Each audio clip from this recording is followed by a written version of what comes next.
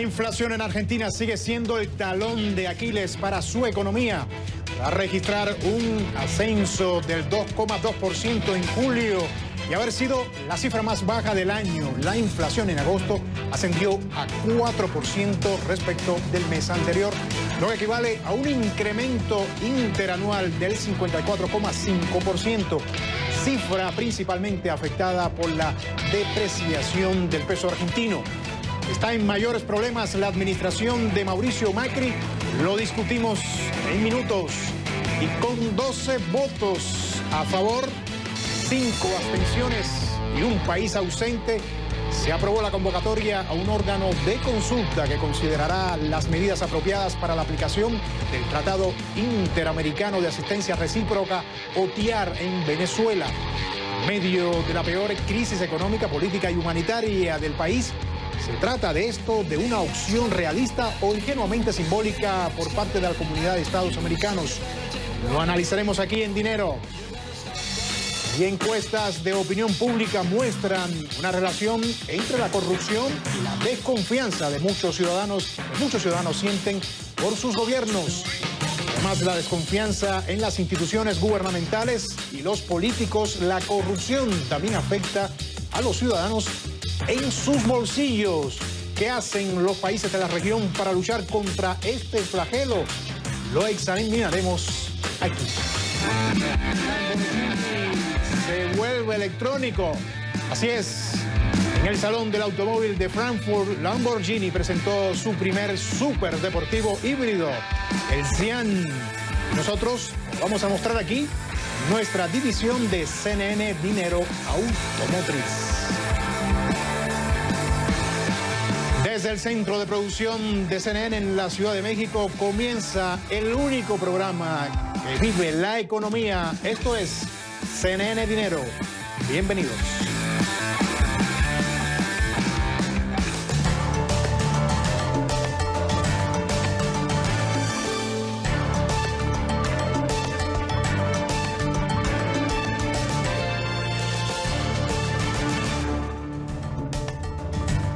Hola, les saluda Rey Rodríguez esta noche por nuestro compañero Javier Serviá. Si les parece, comenzamos.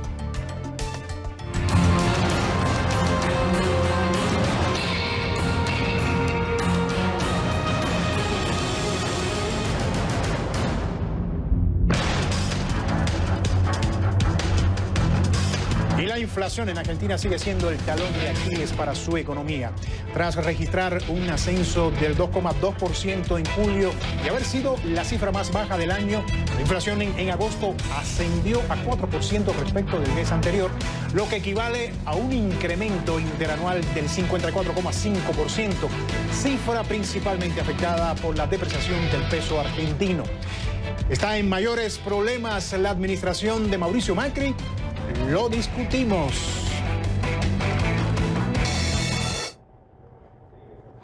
Y vamos con José Benito Berber, director ejecutivo y economista jefe de Latinoamérica para la firma de inversiones Natixi desde Nueva York. Gracias, José Benito, por estar acá con nosotros. Bueno, esto mete en problemas al gobierno de Macri, por lo visto, ¿no?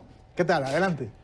Gracias, Rey, por la invitación. Bueno, pues yo creo que no lo mete más. Yo creo que ya estaba en problemas después de las elecciones primarias PASO y de la depreciación. Pues obviamente se esperaba que la inflación rebotara y entonces en ese sentido pues reafirma la circunstancia de que el presidente Macri se encuentra en una posición delicada de cara a las elecciones de octubre, de finales de octubre. Ahora José, se había aprobado, justamente en este contexto, se había aprobado por parte de la Cámara de Diputados esta emergencia alimentaria. ¿Es suficiente esto con lo que se está haciendo? Bueno, obviamente cualquier medida en términos de apoyo social es muy importante en el corto plazo. Ahora bien, en el mediano plazo, pues solamente un acuerdo en donde haya disciplina fiscal en donde haya independencia del Banco Central y que sea apoyado por el Fondo Monetario Internacional, y al mismo tiempo que sea apoyado por la oposición, quien sea la oposición después de las elecciones, es lo que se necesita para volver a anclar el sistema nominal y en ese sentido la inflación baje y todo este tipo de programas sociales eventualmente den un alivio verdadero y sostenible en el tiempo. Ahora, evidentemente también no llegamos a ver algo mayor, más alarmante todavía, porque incluso se eliminó el IVA en algunos productos de la canasta básica, o sea, otra de las medidas que quizás pues contrarrestó esto, ¿no? Sí, claro, es muy buen punto el que tú haces porque, digamos, el mercado esperaba que la inflación fuese un poco mayor, de 4.5, algunas estimaciones preliminares apuntaban a que podría llegar incluso al 5% mes a mes, pero como tú bien indicas, el hecho de que las medidas para que no subiera el IVA y otras medidas en términos de controlar los precios regulados hicieron que la inflación en agosto no fuera tan alta. Ahora, esto yo creo que será transitorio. Yo creo que la inflación en septiembre muy probablemente puede que sea mayor que el 4% en la medida en que refleje o siga reflejando el impacto en el tipo de cambio. Como tú sabes, las elecciones fueron el 11 de agosto y en ese sentido, bueno, solamente tuvo un impacto después de las elecciones por el tipo de cambio, ¿no? Un impacto en la inflación por el tipo de cambio. Pero en septiembre todos los precios reflejarán un tipo de cambio pues más o menos 25% mayor que antes de las elecciones y por tanto es muy probable que la inflación sea mayor en septiembre que en agosto. Ahora, José, de acuerdo con tu opinión y tu análisis, por supuesto conocedor del tema, pues no se hizo bien la tarea, porque por lo que veo, vamos a algo que incluso entre algunos se está debatiendo mucho, tanto de políticos como analistas económicos, de que vamos rumbo directo ya a una crisis social.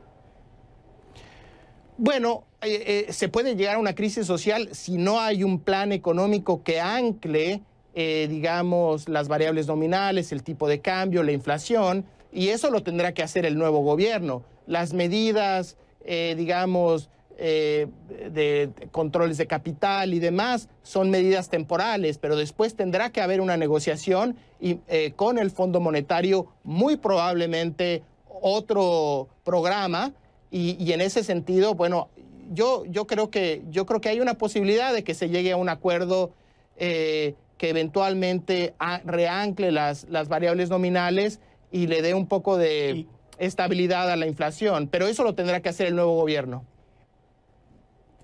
¿Y tú crees que podría haber un respiro con el presupuesto 2020? Porque pues algunos hablan de que puede ser moderadamente optimista respecto a la inflación. ¿Cómo tú lo ves? No, yo creo que es un poco prematuro pensar, y creo que el presupuesto en sí no es la clave. Digamos, aquí la clave es que se disipe la incógnita electoral, lo más probable, digamos, o el que está mejor posicionado para ganar las elecciones es el señor Fernández, y en ese sentido, una vez que se disipe esa incógnita, ellos tendrán que negociar con el fondo y otra vez, lo único que puede anclar las variables nominales en Argentina o la situación que parece a veces que está en una espiral hacia arriba sin control, es un acuerdo con el fondo y sobre todo un acuerdo que esté apoyado por la oposición, porque si no hay credibilidad que las medidas económicas van a ser sostenidas en el tiempo, pues entonces cualquier acuerdo no durará en el tiempo. Pues vamos a ver qué pasa. José, gracias por estar con nosotros. Era José Benito Berber, director ejecutivo y economista en jefe de Latinoamérica para la firma de inversiones Natixi desde Nueva York. Y nosotros hacemos una pequeña pausa. Cuando regresemos aquí a Dinero, a CNN Dinero, con 12 votos a favor, 5 abstenciones y un país ausente, se aprobó la convocatoria a un órgano de consulta que considerará las medidas apropiadas para la aplicación del Tratado Interamericano de Asistencia Recíproca, OTIAR, en Venezuela. En medio de la crisis económica, política y humanitaria del país, ¿se trata esto de una opción realista o ingenuamente simbólica por parte de la comunidad de Estados americanos? Lo analizaremos con Guillermo Zubillaga. No se vayan. Ya regresamos acá, CNN, Guillermo.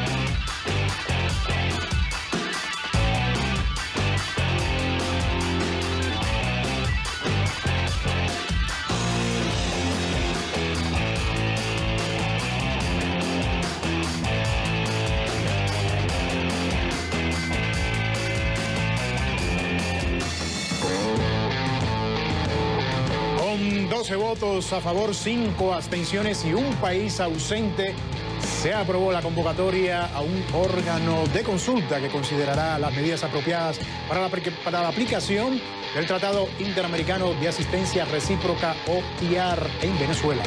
En medio de la peor crisis económica, política y humanitaria del país, ¿se trata esto de una opción realista o ingenuamente simbólica por parte de la comunidad de Estados americanos? Lo analizamos. Y para hablarnos sobre esto, vamos con Guillermo Zubillaga, jefe del Grupo Venezuela del Consejo de las Américas desde Nueva York. Gracias, Guillermo, por estar con nosotros. Bueno, ¿esto qué es? ¿Solución o más bien algo simbólico? ¿Qué tú crees, Guillermo? Adelante. Un saludo. ¿Cómo estás, Rey? Gracias por tenerme. Yo creo que es bien, la pregunta es buena, si es simbólico o no. Yo pienso que tiene bastante importancia. Primero podemos ver que la región está preocupada por el efecto desestabilizador que ha tenido la crisis venezolana. Esto no es solamente simbólico, el hecho de que no se haya descartado la opción militar también hace que sea algo contundente.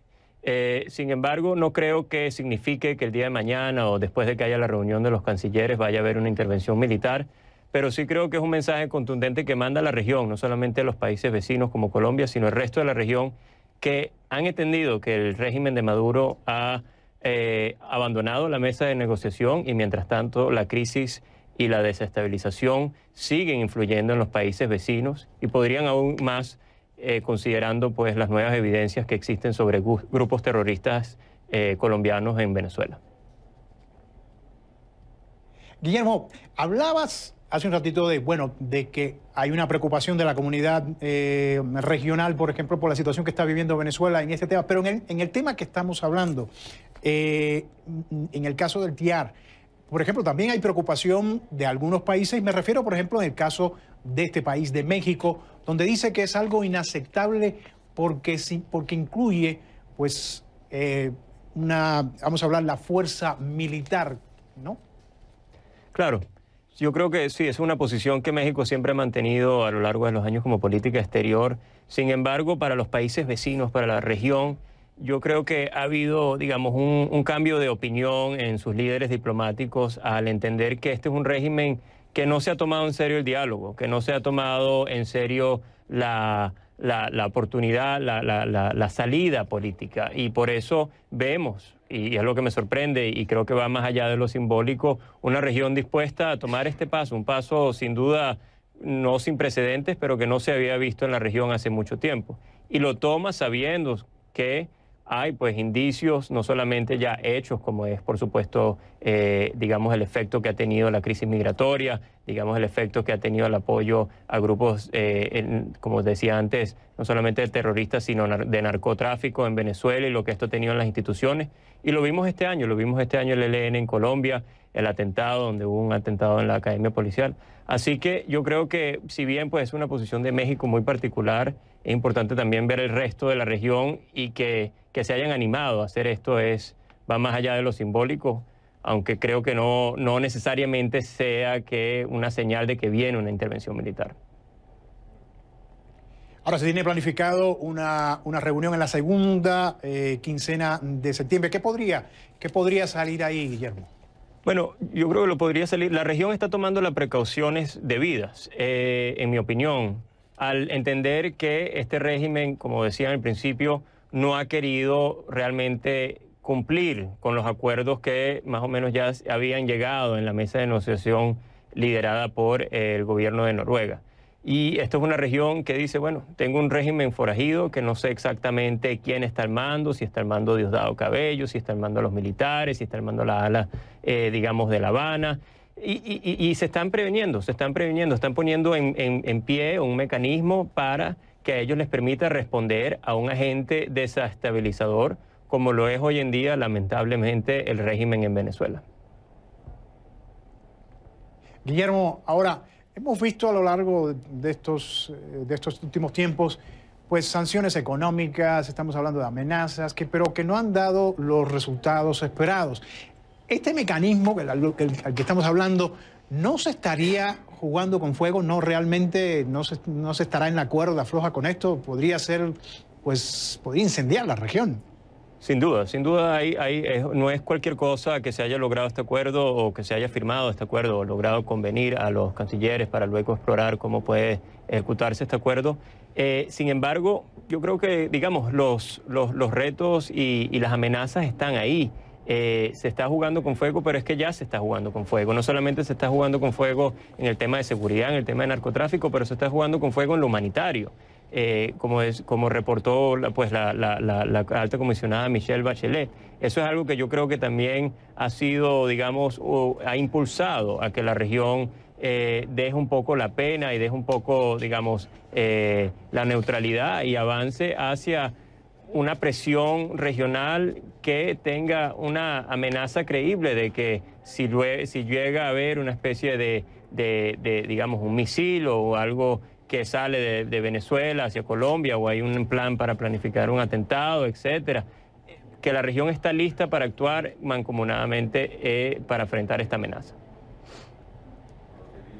Vamos a ver qué pasa, Guillermo. Gracias por estar con nosotros. Era Guillermo Zubillaga, jefe del Grupo Venezuela del Consejo de las Américas desde Nueva York.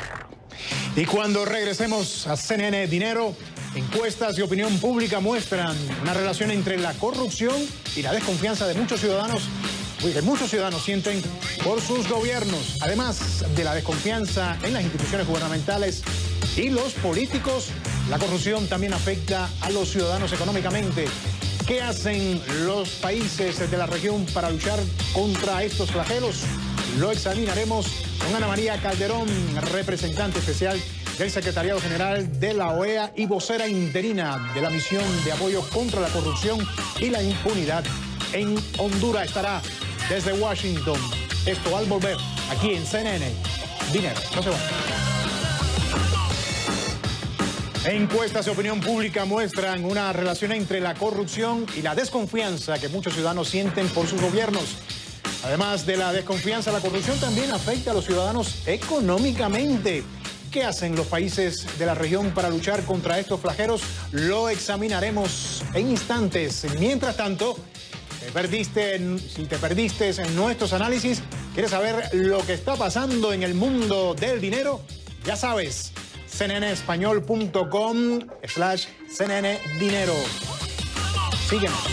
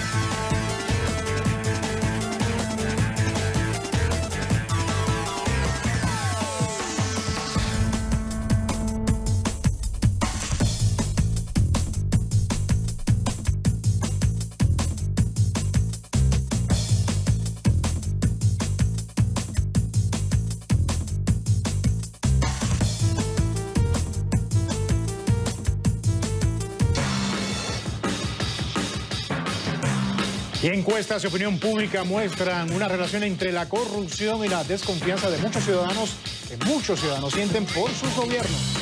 Además de la desconfianza en las instituciones gubernamentales, la corrupción también afecta a los ciudadanos económicamente. ¿Qué hacen los países de la región para luchar contra estos flagelos? Lo examinamos. Vamos con Ana María Calderón, representante especial del Secretariado General de la OEA y vocera interina de la Misión de Apoyo contra la Corrupción y la Impunidad en Honduras. Ana María, que está allá en Washington, gracias por estar con nosotros. Bueno, fíjate que estaba revisando, Ana María, algunas estimaciones del Banco Mundial y dicen que en México la corrupción absorbe el 9% del Producto Interno Bruto. Eso es algo, por ejemplo, superior a lo que este país destina en educación, por ejemplo. Así pasa en toda la región porque es mucho dinero, la verdad, es un problema grande. Gracias, Ana María, adelante. Gracias, buenas noches, Rey.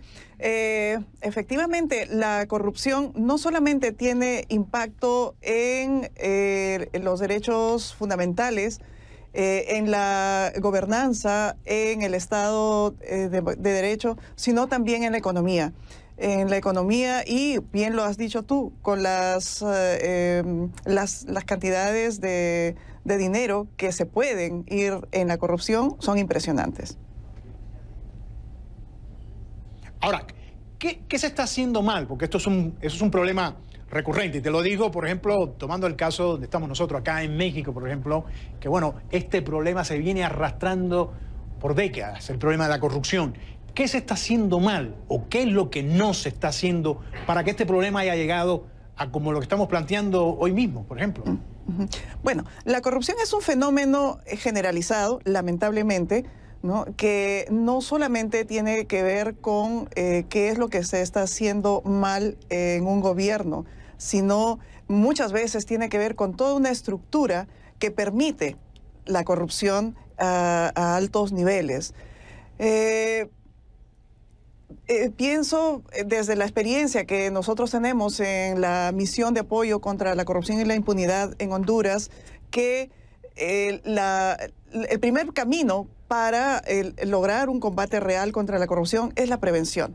Y la prevención importa concientizar a los ciudadanos, ¿no?, de dejar la famosa cultura criolla de, bueno, dejar hacer, dejar pasar. Empezar por ello, ¿no?, de concientizar a cada uno de los ciudadanos y además también transparencia, gobierno abierto, pues acceso a los datos, todo ello puede ayudar a mejorar, diríamos, la situación de corrupción extrema que se puede apreciar. Ahora, nosotros no solamente es como digo, no es un problema de un país o de dos, ¿no? Es un problema de todo un continente. Ahora, eso es en la parte económica, Ana María, pero también, pues como decíamos al principio, estas encuestas que muestran la relación que hay entre corrupción y desconfianza de la sociedad por sus gobiernos, en las instituciones. ¿Te imaginas eso? Eso es un problema también sumamente grave. Sí, sí, por supuesto. Por supuesto, los gobiernos se legitiman cuando su población, cuando el país confía en sus autoridades. Obviamente, ante fenómenos de corrupción que involucran a altas autoridades, lo primero que vas a generar es una desconfianza, ¿no? Entonces, a ver, ¿cómo podríamos decir que la legitimidad de un gobierno no solamente está en imponer medidas económicas que puedan favorecer o que puedan, diríamos, darle un salvavidas a la supuesta pobreza, sino también en demostrar, ¿no?, la voluntad política de implementar un marco de prevención y combate a la corrupción en general. Muchas veces solo se crean instituciones, pero que no funcionan en realidad. Ahora, por ejemplo, vemos en el caso mexicano, donde el nuevo gobierno del presidente Andrés Manuel López Obrador le ha declarado una cruzada justamente a la corrupción. Y una de las cosas, por ejemplo, que está haciendo este gobierno, de las medidas que está haciendo, es en el caso de la distribución del dinero y cómo se reparte el dinero cuando es dinero público, cuando es el dinero del Estado para programas sociales, en fin, para proyectos públicos. Y, por ejemplo, eliminar, que es lo que ha hecho este gobierno, tratar de eliminar los intermediarios. Y te cito este ejemplo porque puede, bueno, y hay muchos más. A tu juicio, ¿cuáles podrían ser esas cosas que le está faltando a la región o que se pueden hacer? O si tienes algunos casos emblemáticos en el continente que están siendo, pues, que están dando buenos resultados en la materia.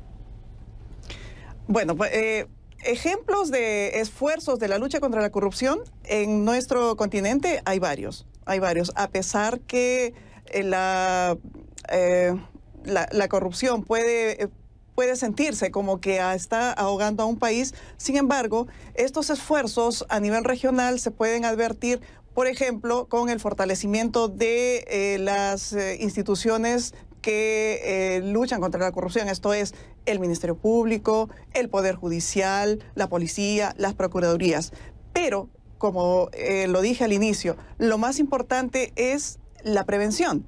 Y la prevención tiene que ver con, por ejemplo, prevenir que las instituciones financieras, ¿no?, puedan conocer a sus clientes antes de generar movimientos de dinero que pueden provenir del narcotráfico, que pueden provenir de otros delitos. Esto es, me estoy refiriendo a la prevención del lavado de activos.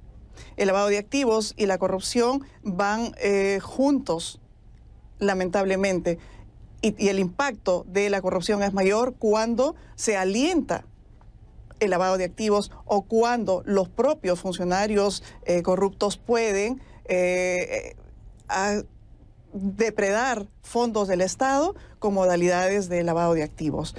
Ejemplos en la región hay muchos. Hay, por ejemplo, en el Perú existe un circuito anticorrupción, ¿no?, que viene desde la Policía, Procuraduría, Poder Judicial y Ministerio Público, especializados en investigación y juzgamiento de estos delitos. Además, también hay una comisión anticorrupción de alto nivel que está conformada por todas aquellas autoridades o las cabezas de las instituciones que dictan políticas para generar un marco de prevención y combate a la corrupción. Otro de los ejemplos. Con eso te decía que. Sí. Con eso te decía que hay muchos ejemplos en la región, pero bueno, se nos va pasando el tiempo. Ana María, gracias por este espacio, por estar con nosotros. Era Ana María Calderón, representante especial del Secretariado General de la OEA desde Washington. Y cuando regresemos a CNN Dinero, ¿sabías que en momentos donde el tema de la privacidad de los consumidores está caliente, una aerolínea quiere saber todo sobre sus pasajeros, incluso las veces que usan el toilet? ¿Por qué? Te lo vamos a contar al volver a CNN Dinero. Por eso no te vayas. Ya regresamos.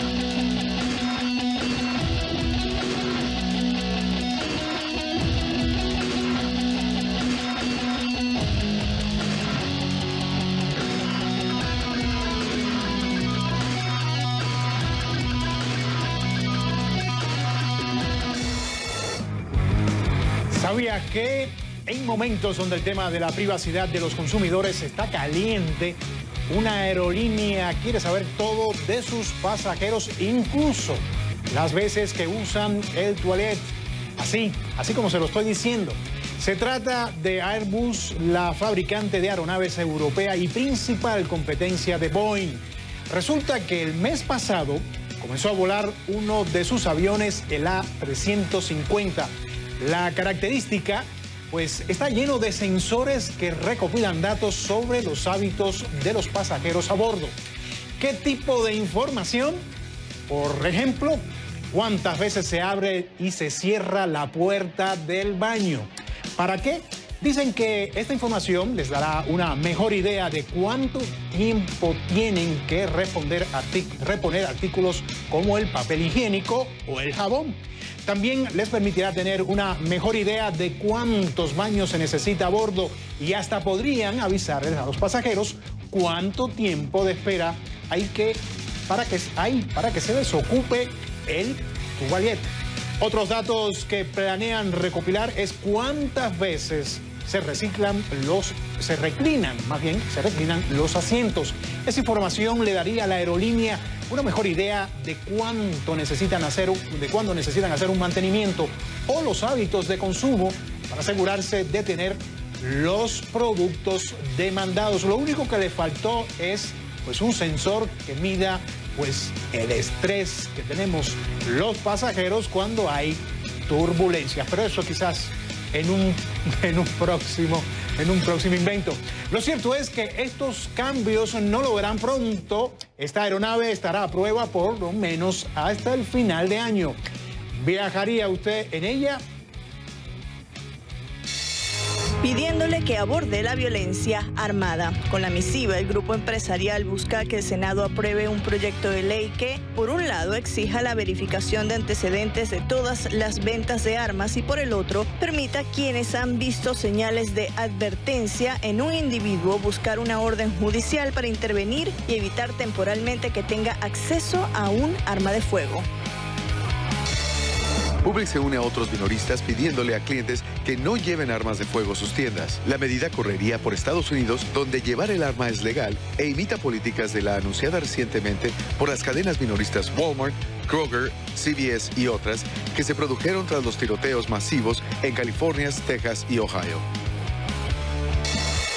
Desvían avión con 326 pasajeros a bordo después que el piloto derramara café. Según la División de Investigación de Accidentes Aéreos, el Airbus A330-243 operado por Condor volaba desde Frankfurt, en Alemania, a Cancún, en México, el 6 de febrero, cuando se vio obligado a tirar el combustible y desviarse al aeropuerto de Shannon, después que al piloto de 49 años le dieron una taza de café sin tapa y la derramara sobre el panel de control de audio. Google pagará más de $1.000 millones en un acuerdo de fraude fiscal en Francia. Las autoridades de ese país comenzaron a investigar a la tecnológica en junio de 2015, luego de que fiscales financieros le acusaran de evadir impuestos. Un tribunal de París ordenó a la empresa pagar $552 millones y previamente Google había acordado pagar 513 millones en impuestos adicionales. Estas fueron otras breves económicas de CNN Dinero. Y los atletas universitarios del estado de California están más cerca de poder hacer negocios con sus nombres o su imagen gracias a una nueva legislación aprobada por la legislatura estatal. ¿De qué se trata? La norma, si finalmente se convierte en ley, permitirá a los atletas estudiantes firmar contratos comerciales con empresas y ganar dinero utilizando sus nombres o sus imágenes personales. El negocio del deporte universitario dejó, para que tenga una idea, en ingresos en 2016 la suma de $1.100 millones, según la Asociación Atlética Nacional Colegiada. Por ese motivo, muchos deportistas de universidades opinan que deben ser autorizados a obtener ganancias de un negocio que beneficia a universidades y a otras instituciones. Este proyecto aprobado deberá pasar nuevamente por el Senado estatal, donde ya obtuvo una aprobación mayoritaria y luego debe ser refrendado por el gobernador del estado.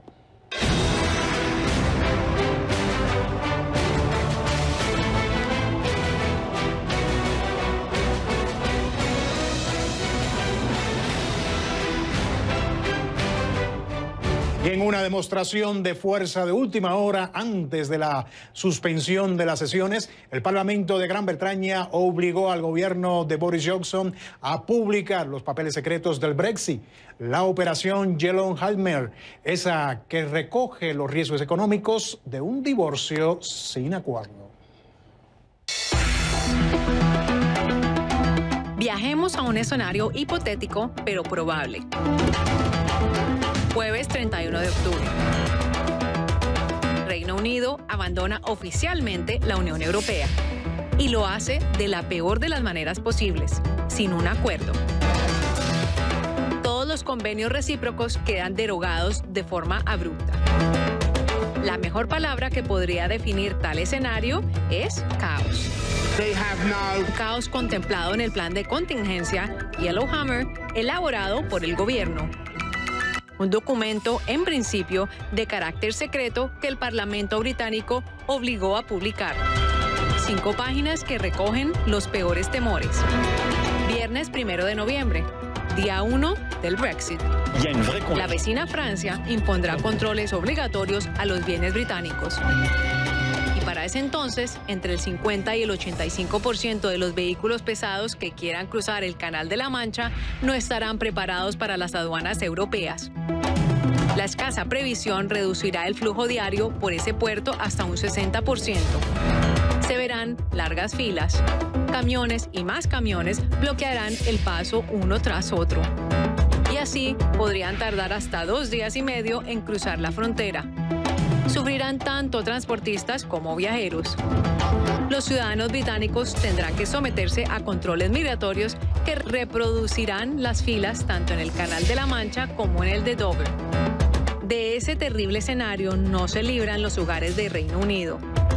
Es posible que el precio de la electricidad suba más de manera considerable.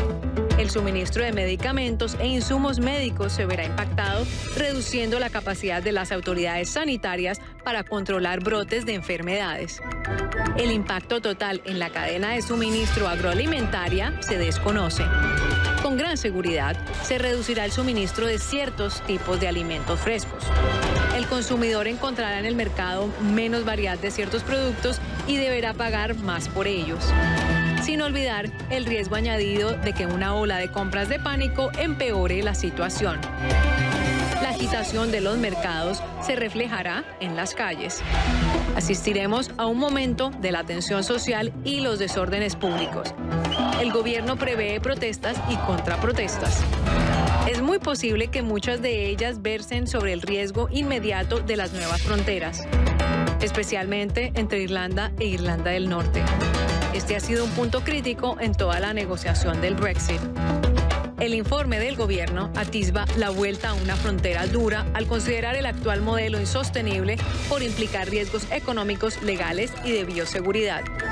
Otra fuente de conflicto está en la suspensión de algunos servicios financieros transfronterizos y el intercambio de información policial y judicial, así como en las incursiones de barcos pesqueros en aguas británicas que podrían escalar a disputas diplomáticas.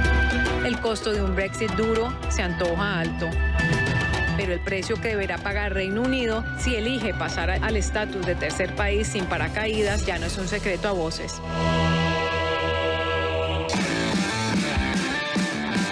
Usted quédese con nosotros aquí en CNN Dinero, porque al regresar le contaremos Lamborghini se vuelve electrónico. Así es, como le decimos, en el Salón del Automóvil de Frankfurt, Lamborghini presentó su primer superdeportivo híbrido, el Siam. Y nosotros te lo vamos a mostrar aquí, en nuestra división de CNN Dinero Automotriz.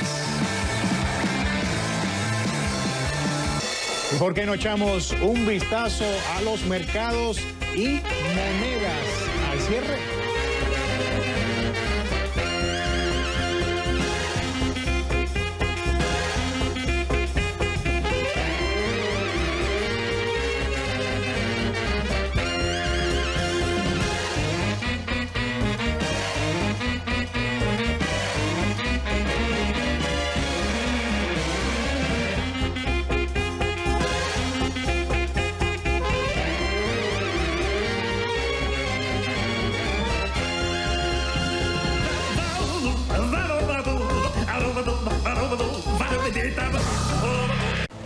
Vamos con Camilo Egaña con un adelanto de lo que nos preparó para esta noche.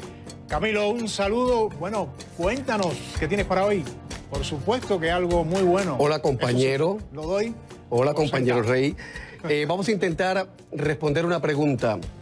¿Por qué el año 2030 es la fecha límite que ha puesto Naciones Unidas para la humanidad para evitar una catástrofe global? ¿Qué podemos hacer nosotros, ya que los políticos parecen no querer hacer nada? El programa hoy va de verde, va de ecología, pero sobre todo va de compromiso ciudadano. Así que vamos a poder reírnos, indignarnos, llorar, un poquito de todo. Qué bueno, pues ahí te vamos a ver, por supuesto. Y ojalá que lleguemos a ese 2030. Un abrazo.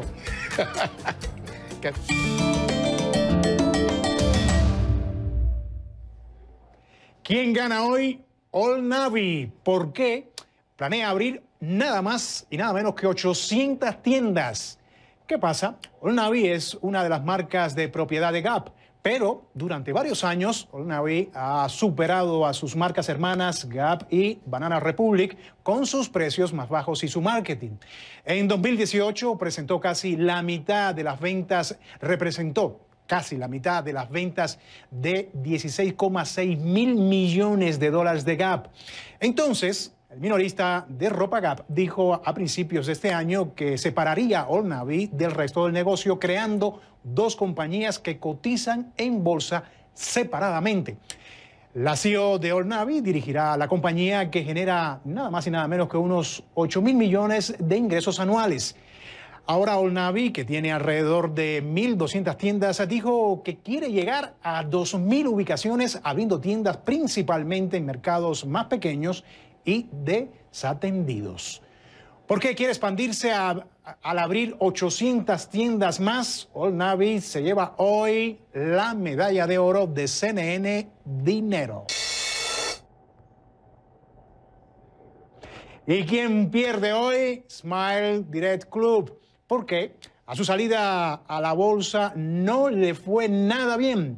¿Qué es Smile Direct Club? Fundada en 2014, la compañía vende alineadores de dientes en su sitio web y en tiendas por cerca de $2.000 por un plan de 2 años.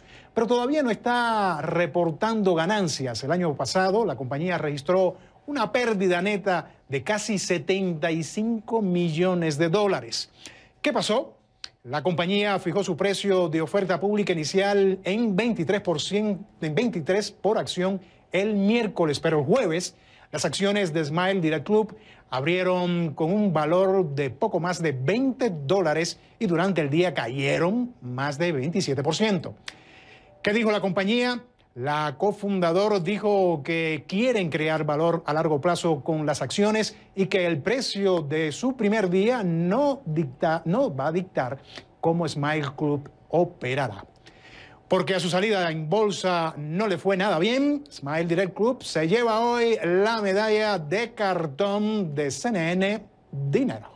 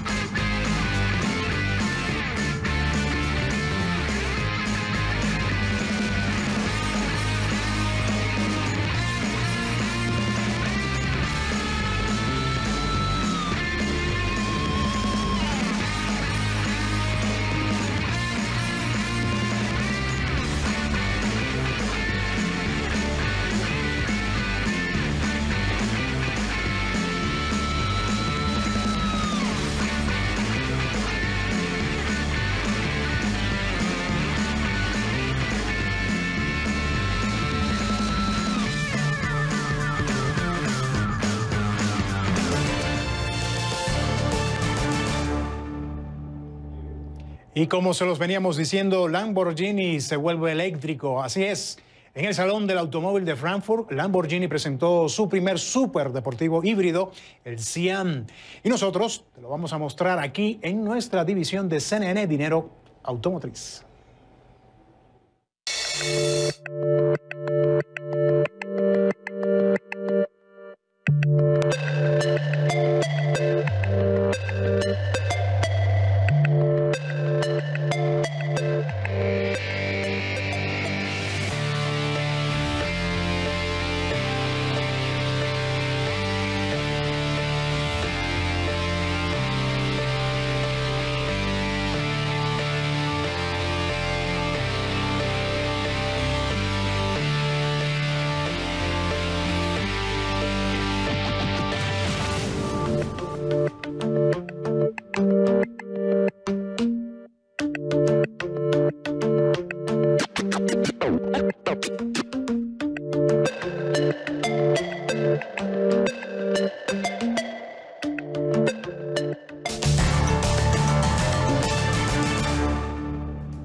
Así llegamos al final de CNN Dinero. Nos vemos en una nueva edición y ya saben, en CNN Dinero, aquí, donde la prosperidad está a tu alcance.